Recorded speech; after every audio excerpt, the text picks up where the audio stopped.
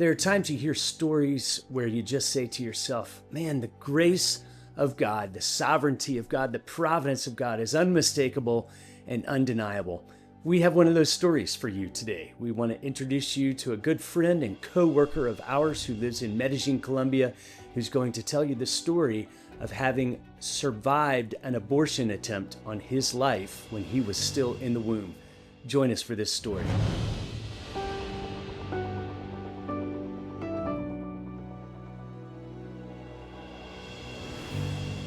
Welcome, everyone, to our Passion Life program.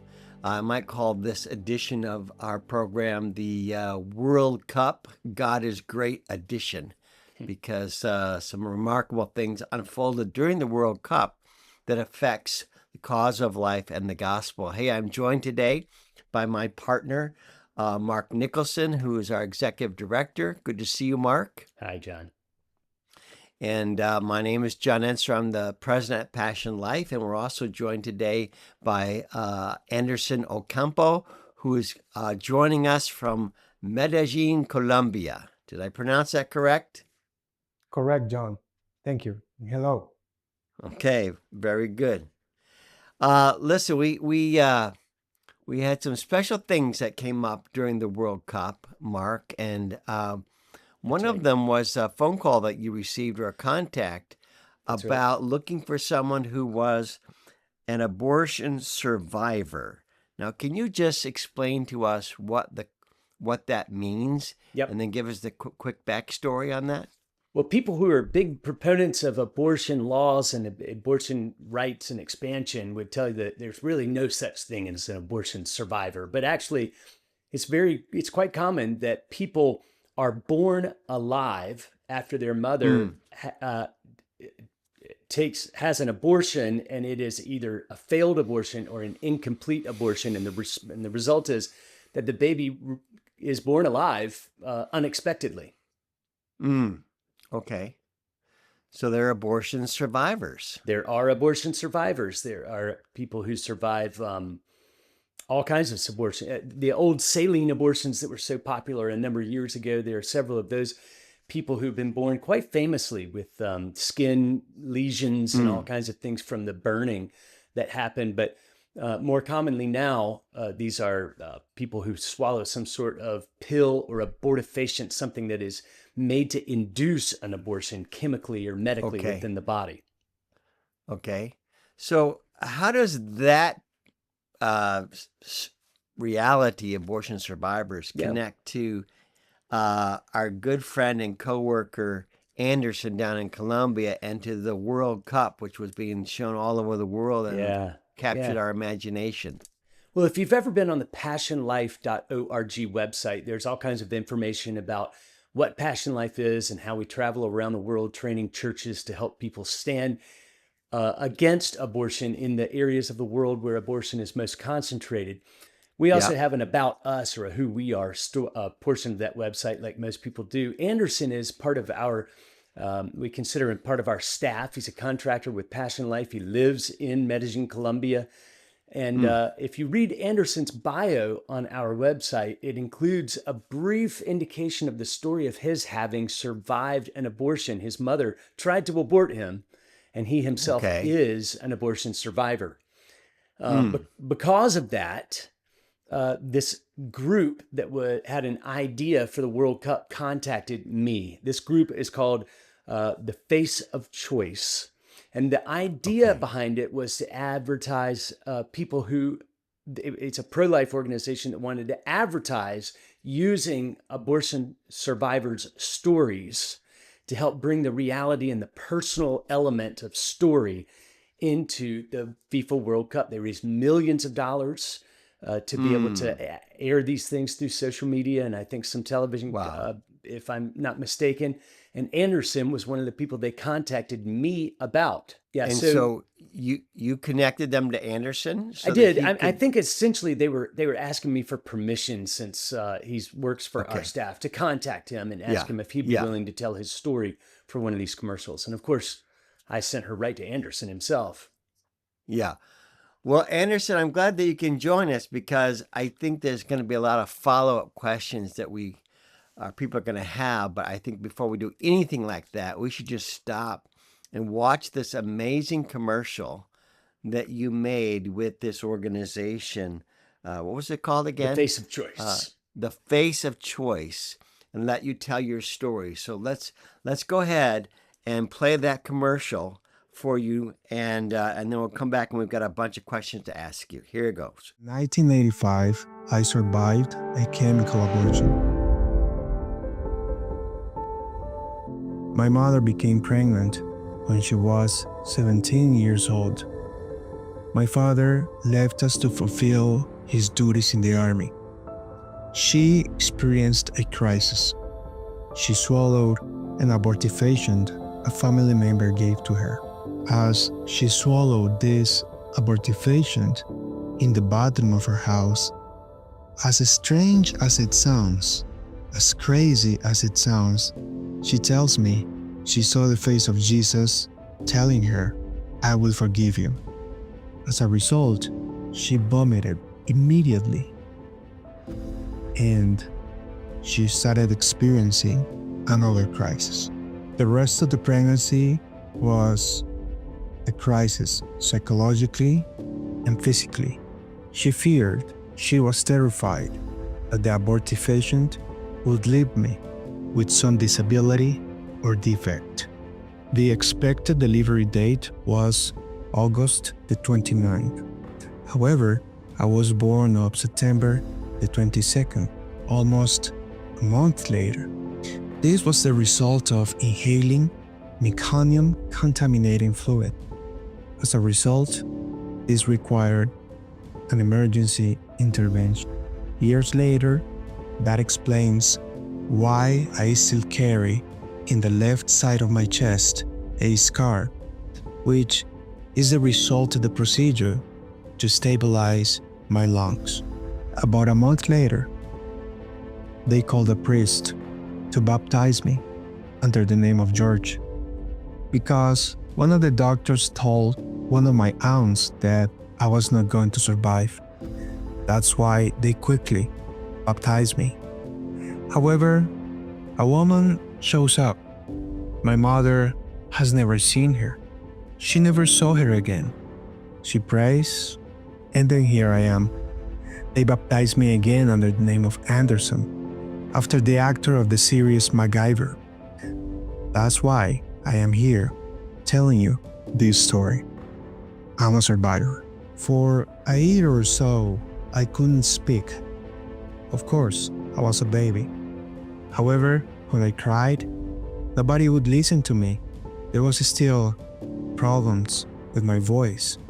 Even during school years, when playing soccer, I was bullied because my voice was so weak I couldn't yell as loud as necessary. And here I am, telling you this story in the World Cup, in the Soccer World Cup.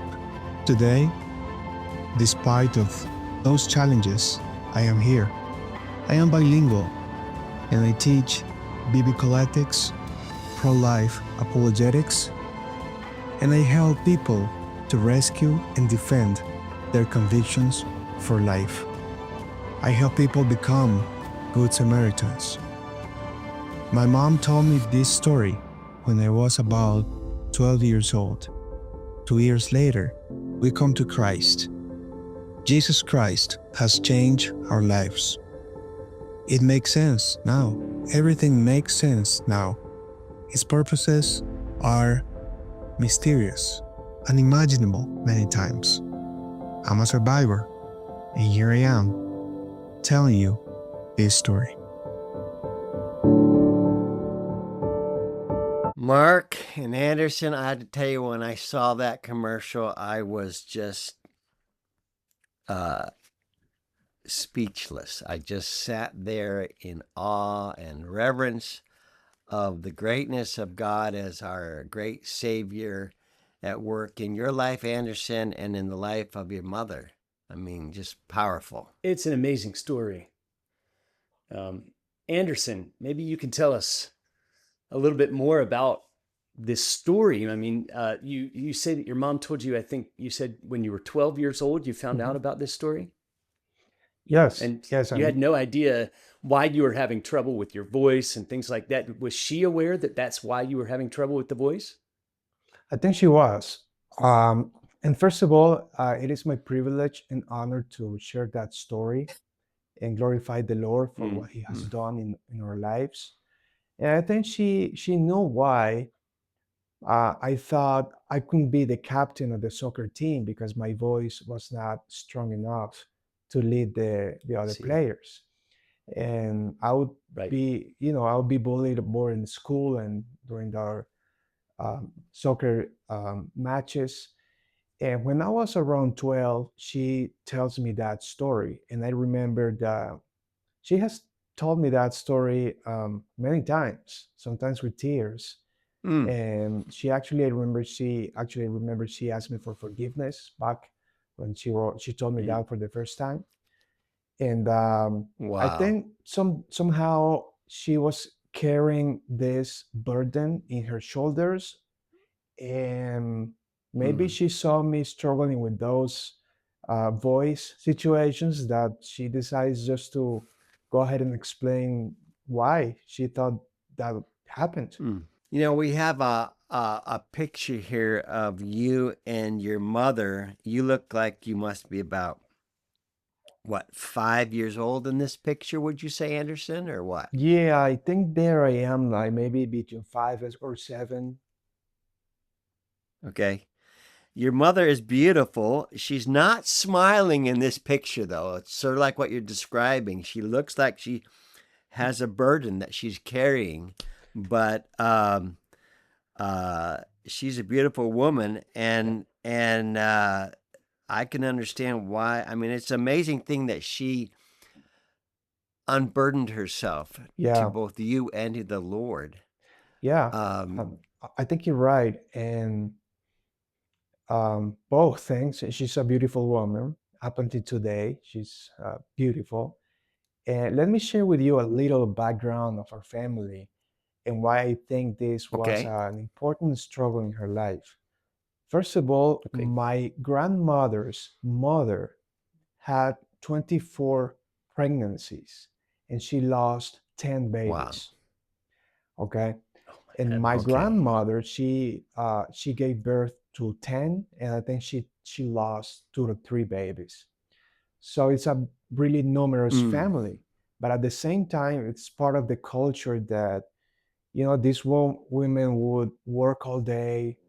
And, I think in a way they were sort of abused by her husbands, the culture Mm-hmm. of men Mm-hmm. back in the day.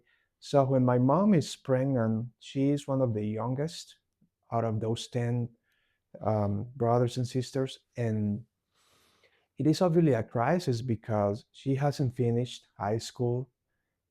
They come from a very poor family here in Medellin, Mm. and it became an isolation for her. She was isolated pretty almost during Mm. all the pregnancy.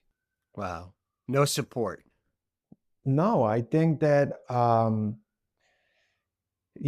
under the good intentions, she received this drink from one of her siblings, and it Mm. didn't work.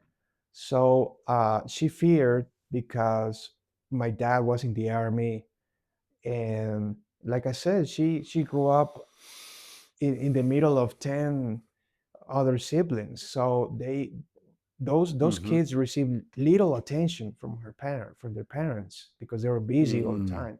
So I think she thought she was on her own. Well, I certainly think it's true, Anderson, worldwide, that one of the most significant justifications for abortion worldwide is simply the challenges of poverty itself.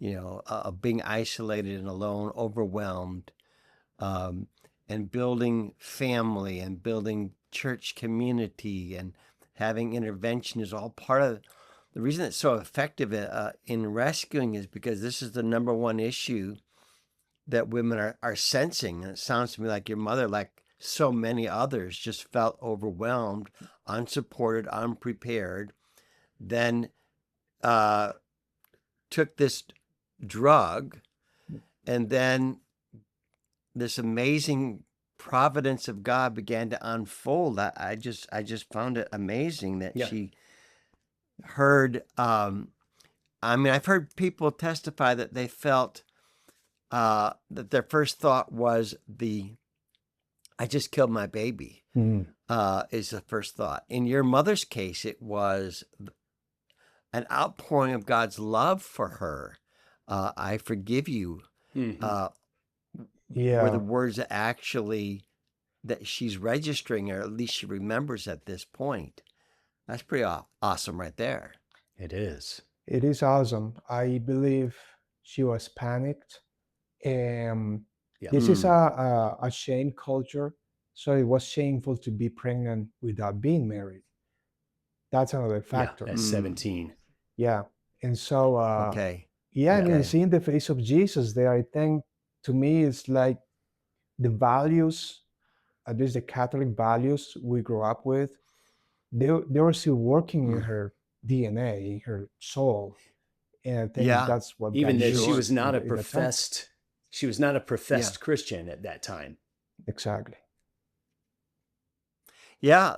Again, I'm just going to say, after 38 years of doing this ministry, more people who would say, I believe in God, have abortions than people who say, I don't believe in God. Most people will still say, I believe in God now, but they haven't calculated him as a factor in their crisis yet.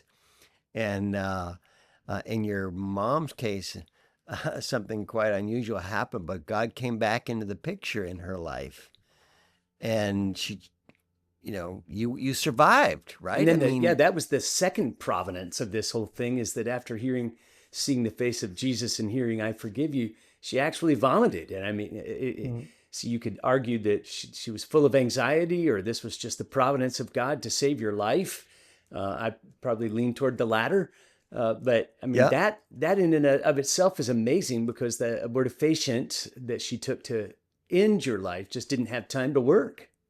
Yeah. And I think that obviously in the 80s, abortion was illegal and those drugs were illegal. So, what I can sometimes try to understand is the feelings after that vomiting, and the rest of the pregnancy became, I think, a nightmare. I think very painful. She tells me she withdraws to a room in her house, and she barely leaves home. So I just can't imagine the sense of prison or crisis. I mean, it's that's, I think, I don't want any women to experience that. Yeah. Hey, listen, we're going to take a break, Anderson. When we come back, I'd like to, I'm sure that Mark and I have some follow-up questions yet, but I think that, how you grew up, and even the place that soccer had in your life, and what you're doing now, and how all of these early things that you didn't know about are now shaping your life, I think is a great part of the story. So let's take a break. We're going to come back and see the outworking grace of God in your life. The U.S. accounts for only 3% of the abortions that happen in our world each year, leaving 97% of the crisis before us as a world missions challenge. Would you join us in serving where the need is greatest? PassionLife, rescuing the most vulnerable where abortion is most concentrated. As I travel all over the world, people commonly ask me what they can say and do to help a mother who's in a pregnancy-related crisis. And I always say to them, be ready to speak up and show them the simplest of things. Show them what their baby looks like. We call this the PassionLife Tiny Baby. It's what you look like at 9 weeks of age, and it's available. You can find more information about it on our website. Well, we're talking today with Anderson Ocampo, who is one of our co-workers here at PassionLife, who was contacted before the World Cup by this organization, Faces of Choice. I misstated it earlier in our broadcast. I called it the Face of Choice. Wish I hadn't done that. The actual name of the organization is Faces of Choice, and you can go see both Anderson's story or his video and other videos that were recorded for the World Cup at facesofchoice.org, facesofchoice.org. Wow. Well, that's great. We're thankful for this organization. There's a picture that you sent us, Anderson. I want to pull it up now. This is of you again on a soccer field. Look at that guy. Good looking You are kid. one handsome right. young man. How old are you in this picture, George? Thank you. Yeah, I'm not curious, George. Okay, so just clarify that. Yes. But I think I am 8 or 9 in that picture. If I'm not wrong, that's from '95. It says in the picture. 8 or 9. But you loved soccer growing up. Yes, we call it soccer here. I used to play soccer since I have a memory, 3 or 4 years old. Okay. We had soccer fields everywhere. And you were baptized as George because there was an anticipation that you were going to die. Yes, they did that. And so God saved your life through causing your mother to vomit at one point, and through a surgical procedure that you needed to survive when you were an infant. Is that correct? That is correct. As I share in the story, I was born almost a month later, 20 days later. And as a result, I swallowed the meconium, and that causes problems in my lungs, which require emergency and surgery. So they call a priest, and since they thought I wasn't going to make it, they just go ahead and baptize me. And then your mother renames you Anderson after a TV show. Yeah. In fact, I remember as a kid, my dad and my mom would watch MacGyver, and the actor is Dean Anderson. It's a last name, but Dean Anderson. They liked it. And actually, my whole name is Anderson Steven. So, that's why they name it. If you grew up in the 80s, you remember MacGyver. That was a great show. I mean, he could make anything blow up with a piece of bubble gum and some tinfoil. Yeah. I have to confess I haven't seen that one, but I know it was popular. It was. So George becomes Anderson, and then God's plan begins to unfold from this near-death abortion survivor, almost died as an infant. You grow up playing soccer. Then the Lord becomes personal in your mother's life and in your life, or vice versa. Tell us what happened. Yeah, when I was a kid, my mom used to visit churches sometimes, but I could say in a way she didn't really commit until I come to Christ when I am 15. Okay. So I come to the faith in Christ, and then she comes with me and with my sister. So I think that's interesting to me that a couple years later, after she tells me the story, we all come to Christ. Wow. Again, the unfolding grace of God is a beautiful thing to behold. Indeed. Now, Anderson, you mentioned previous to our program starting here that you see the connection between what your life is all about today and what you feel called to do, and the very fact that you're an abortion survivor itself, and the story there. Can you connect the beginning with where you are right now? Because I won't say the end, because we hope that we haven't reached the end here for a long, long time yet. But we've got we got 3 or 4 minutes here left. But tell us how your life today is shaped by this story. Yes, I was very curious, obviously, where as a teenager, what's the purpose of my life? And as I start to navigate Christianity, I wonder why abortion is a debate worldwide, and why in my church I never heard about it. So I start asking questions. Does the Bible speak about the beginning of human life? Can I have convictions from the Bible? And then I start my journey in research.